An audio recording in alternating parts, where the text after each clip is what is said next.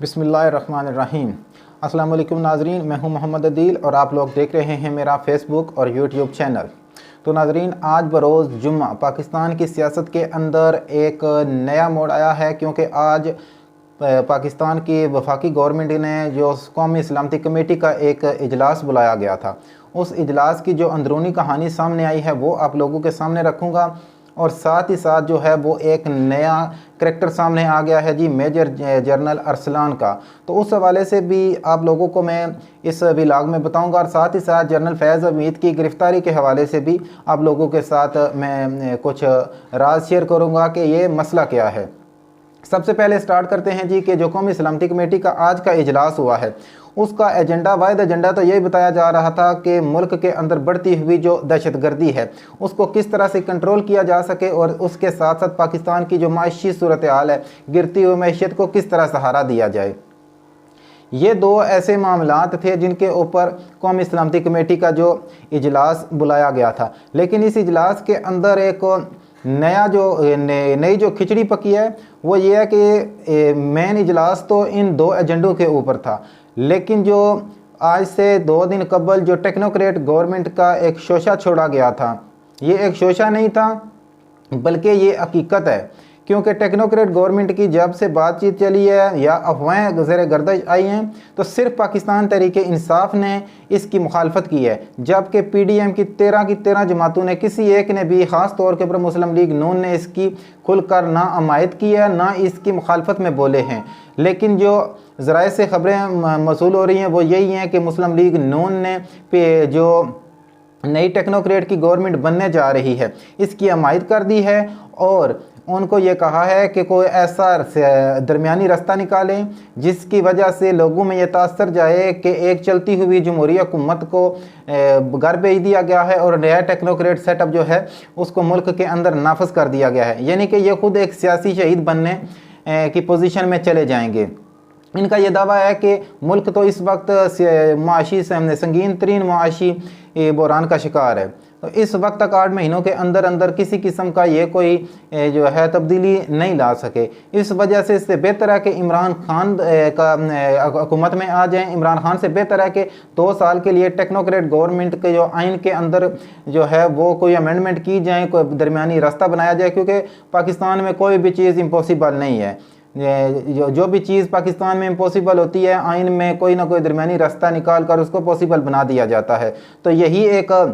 नया आ रहा है ये टेक्नोक्रेट सेटअप के, जिसके तहत मुस्लिम लीग नून को जो है वो रिलीफ देने का इरादा ज़ाहिर किया जा रहा है। और दूसरी तरफ यह है कि टेक्नोक्रेट सेटअप आ रहा है, उसमें हफीज़ शेख को जो है वो प्राइम मिनिस्टर बनाया जा रहा है, और जो जितने भी बड़े बड़े बैंकर हैं जिनमें रज़ा बाकर हैं और दूसरे बड़े बड़े नाम हैं उनको इस गवर्नमेंट का हिस्सा बनाया जाएगा। सबसे इंटरेस्टिंग चीज़ यही है कि आज का जो कौमी सलामती कमेटी का इजलास हुआ है उसमें एक बात जो सामने आई है वो ये है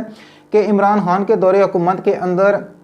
मेजर जनरल जो अरसलान थे वो ADC उनको तैनात किया गया था। और जो आज एजेंडे में जो बात डिस्कस हुई है कि वज़ीर-ए-आज़म जो शहबाज शरीफ हैं इनकी और इनके प्रिंसिपल सेक्रेटरी तौकीर शाह की जो ऑडियो लीक्स का एक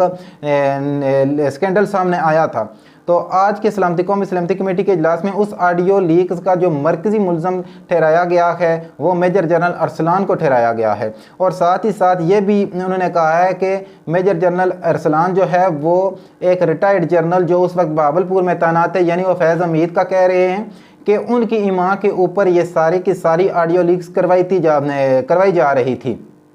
तो इस संबंध में वफाकी वज़ीर दाखिला राना हुसैन अल्लाह साहब ने भी इस बात की तस्दीक की है कि वो जनरल फैज़ हमीद को गिरफ़्तार करने के बारे में भी सोच रहे हैं। तो अब देखना ये होगा कि क्या एक तरफ तो जनरल फैज़ हमीद को ये गिरफ़्तार करेंगे, दूसरी तरफ टेक्नोक्रेट गवर्नमेंट का भी एक शोशा छोड़ा हुआ है। और ये सारे के सारी चीज़ें एकदम क्यों सामने आई हैं, क्योंकि इस वक्त पाकिस्तान तो माशी बहरान का शिकार था ही था, लेकिन पाकिस्तान में इस दिसंबर के महीने में भी लोड शेडिंग अपने अरूज पर पहुँच चुकी है, महंगाई भी अपने अरूज पर है, लोड शेडिंग भी अपने अरूज पर है, बेरोजगारी भी अपने अरूज पर है।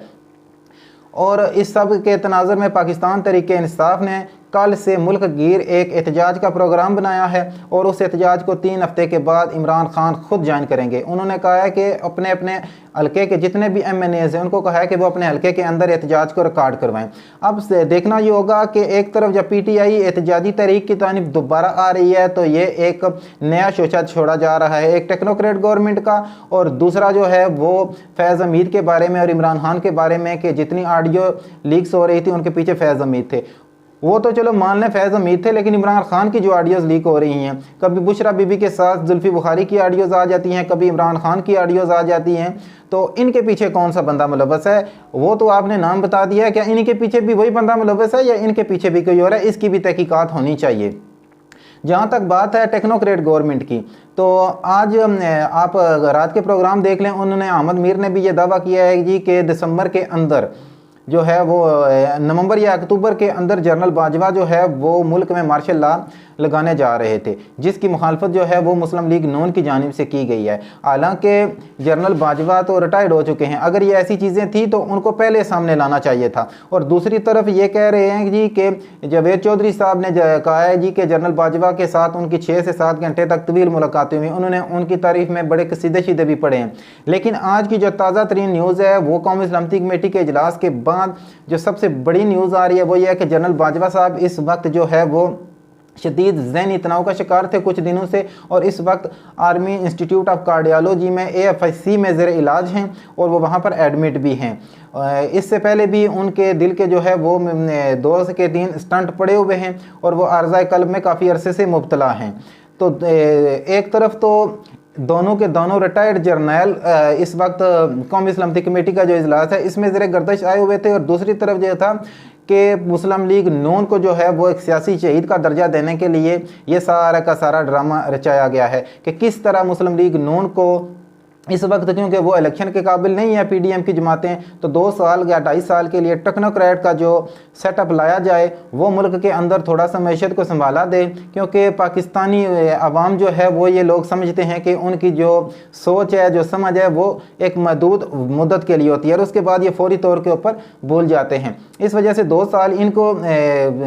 जो है टेक्नोक्रेट को दिया जाए और उसके बाद जो है वो मुस्लिम लीग नून दोबारा इलेक्शन की पोजीशन में आए और नया इलेक्शन करवाएं और इनको जिता दें, यानी इमरान खान की छुट्टी करवा दी जाए। लेकिन अब आने वाला वक्त ये साबित करेगा क्या वो जनरल फैज़ हमीद को गिरफ्तार भी कर सकेंगे या सिर्फ ये एक बढ़क ही है, क्योंकि राना सनाउल्लाह साहब वैसे भी बड़ी बढ़कें मारते रहे हैं कि मैं ये कर दूंगा वो कर दूंगा, लेकिन जब टाइम आता है तो होता कुछ भी नहीं है। तो अब मज़ीद इस किस्म में इस सारे के सारे प्रोसेस के अंदर जो भी डेवलपमेंट होगी वो आप लोगों को अपने चैनल के ऊपर मैं अपडेट शेयर करता रहूँगा। मिलता हूँ नेक्स्ट